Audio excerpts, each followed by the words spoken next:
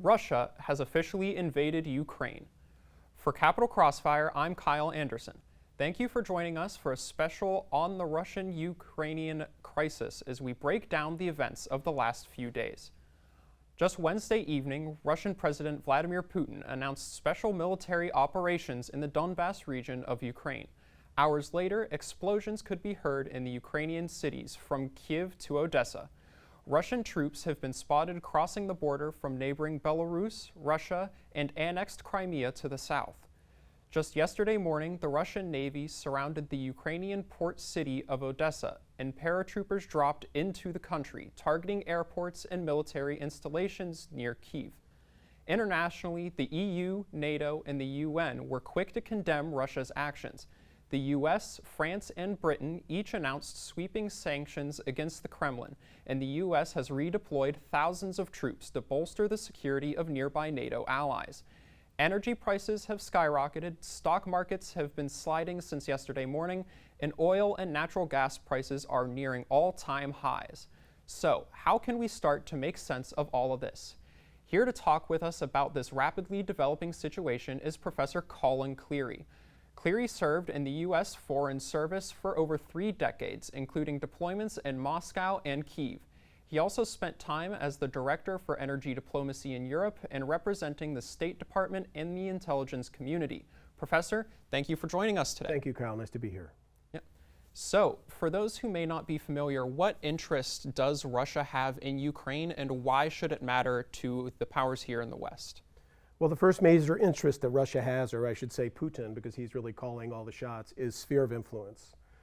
Putin and Russian imperial philosophy has the opinion that Ukraine lies in the Russian sphere of influence, but not only Ukraine, all the neighboring countries of the former Soviet Union, and even extending into countries that are now part of NATO. So it's sphere of influence, what the Russians call a zone of privileged interests that they declare. Yeah. So hours after the initial invasion, President Biden imposed some new sanctions on the Russian regime, banks, and oligarchs. There's been a lot of talk about what exactly those sanctions will mean for Russia. Do you think these sanctions will have any effect on Russia's advances in Ukraine, or do you think they're going to have to take some more steps to deter some further advances? So the sanctions are against the banking sector primarily, and against oligarchs and people connected at the high levels of the Putin regime. It won't have an immediate effect of stopping the aggression and the attack, but it certainly will have a long-term effect of imposing very serious costs on the Russian economy. It's long observed that the Russian people have a high tolerance for pain, and certainly in World War II and in other historical epochs, Russians have been willing to endure suffering to defend their homeland. But how much suffering are the Russian people going to endure in defense of an aggressive attack against what many of them consider to be a brother people? So their suffering is relative to what the objective is. And if the objective is defending the homeland, their homeland, they obviously have proven in history that they can endure a lot of suffering.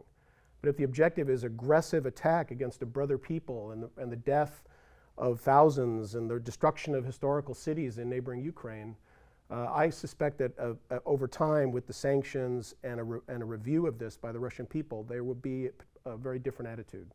Yeah. So the Russian Foreign Ministry just recently announced that it would be willing to negotiate terms of peace with Ukraine under the condition that Ukraine vowed neutrality and vowed not to join international institutions such as NATO, and that they would start to demilitarize Ukraine.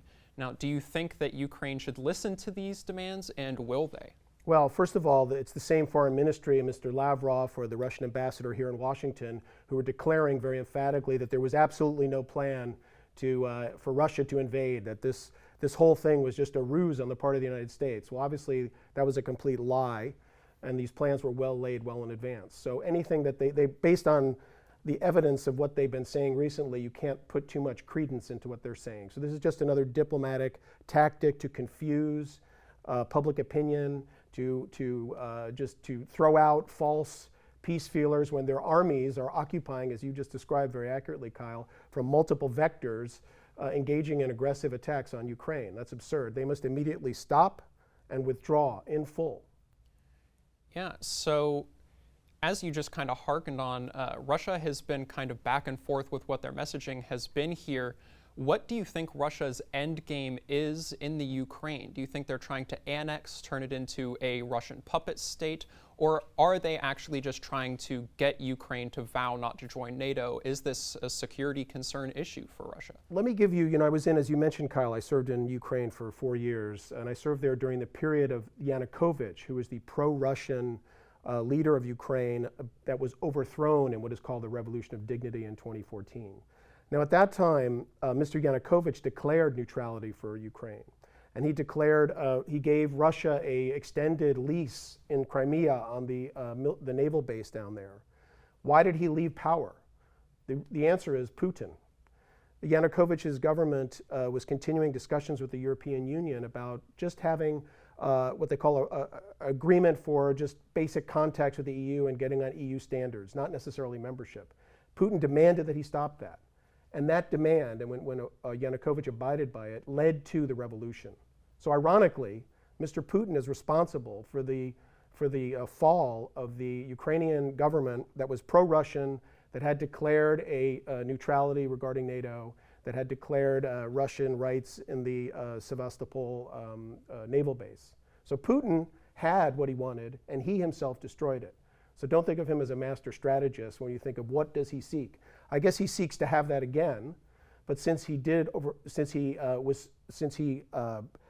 annexed Crimea and fomented a war in the east of Ukraine and the Donbas region, the Ukrainian people want none of it. And he has turned opinion in Ukraine totally against him. So the only way that he can move, he can't have a pro-Russian person elected like Yanukovych anymore. He can only impose a puppet regime, a Lukashenko or something like that on Ukraine, and that is his objective. Yeah, so with that kind of in mind, what does diplomacy from the West kind of look like? I mean, you had a long career at the State Department. What do you think the West's goals are in dealing with Russia right now, and what do you think diplomacy will look like once this conflict, one way or another, has resolved? Well, there were diplomatic efforts to try to avert this, and even though the intelligence clearly showed that there were hard plans to do an invasion and to overthrow the Ukrainian government and occupy the country and destroy its military, the United States tried to intervene. The European partners tried to intervene. They went physically, Mr. Macron and other leaders, to Moscow. He was hearing none of it. That doesn't mean the diplomacy is dead. It means that diplomacy in the alliance and with their European partners is very much alive.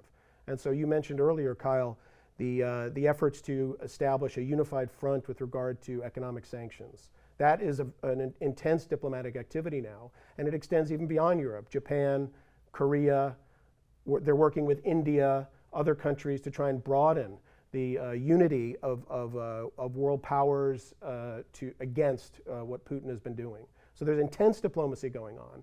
Of course, if Putin were to withdraw immediately, there could be some engagement over the terms of his withdrawal. But obviously he's cast the dice for military aggression, and so the diplomacy now is really vis-a-vis our partners to shore up NATO, to shore up the European Union, to work on economic sanctions, and to broaden it to include, as I said, other global powers. Yeah, so that's all the questions I had prepared for you today. Is there anything you would like to add for the GW community or the public abroad about the conflict? Yeah, I would just say simply that the attack on Ukraine is not an attack on only Ukraine. It's an attack on the European order, the Euro-Atlantic order. So what Putin is trying to do is destroy the rule-based order under which, thankfully, since the destruction of the world wars, Europe has avoided large-scale conflicts, and countries like Britain, France, Germany that had been at war with each other over the centuries, now war is inconceivable, and they've built all these frameworks for interaction and cooperation. Putin wants to destroy that and return it to the stronger decide what happens and everybody else just takes it.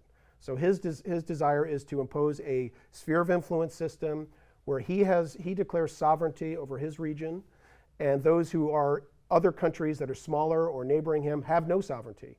Their sovereignty is completely unrespected, but Putin's sovereignty knows no bounds. And that sovereignty could extend into the Atlantic Alliance area, the NATO area. So the alliance has to be very wary of this. He said he's opposed to what is going on in NATO troop movements in NATO countries. He also, I understand that the foreign ministry is threatening Finland and Sweden. So the expanse is very much there. This is a war and an aggression not only against Ukraine, it's a war against the rule-based order that had kept the peace in Europe, and it's very serious, and it has the potential for not ending in Ukraine, but extending beyond that. All right, well, Professor, thank you very much for joining us on such short notice. We here at Crossfire will continue to talk with experts and bring the most up-to-date information we can to the GW community about this evolving conflict. So stay tuned on Instagram, Facebook, and YouTube for more content from the Crossfire team. For all of us here at GW TV, I'm Kyle Anderson. Thank you for tuning in, and we will see you back here next time.